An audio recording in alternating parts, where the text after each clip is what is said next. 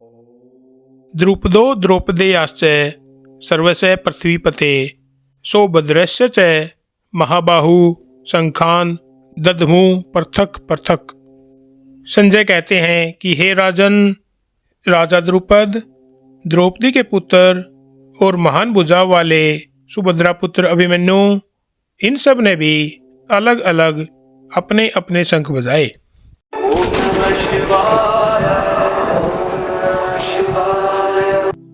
मेरे सनातनी भाइयों और बहनों, आप सबको मेरा नमस्कार।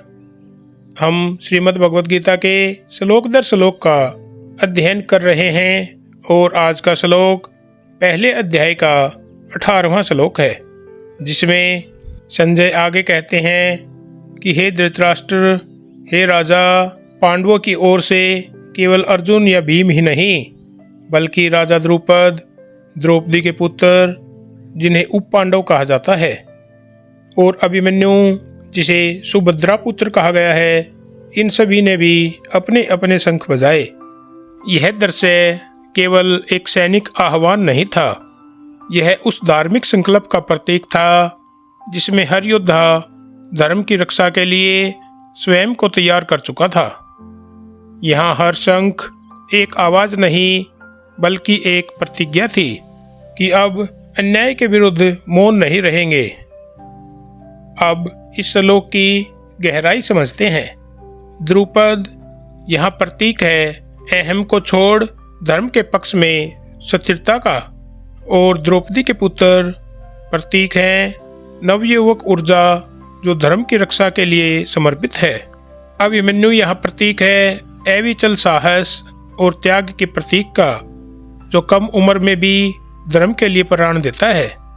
इस श्लोक का गहरा संदेश यह है कि हर युग में धर्म की रक्षा के लिए केवल बड़े बड़े ऋषि या राजा ही नहीं, बल्कि हर वर्ग, हर उम्र का व्यक्ति आगे आता है।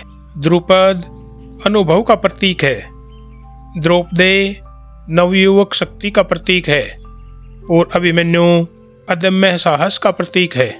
भगवान श्री कृष्ण हमें यह बताना चाहते हैं कि जब धर्म और अधर्म आमने सामने हो तो हर कोई अपने स्तर पर शंखनाद करे, अर्थात सत्य और कर्तव्य की घोषणा करे।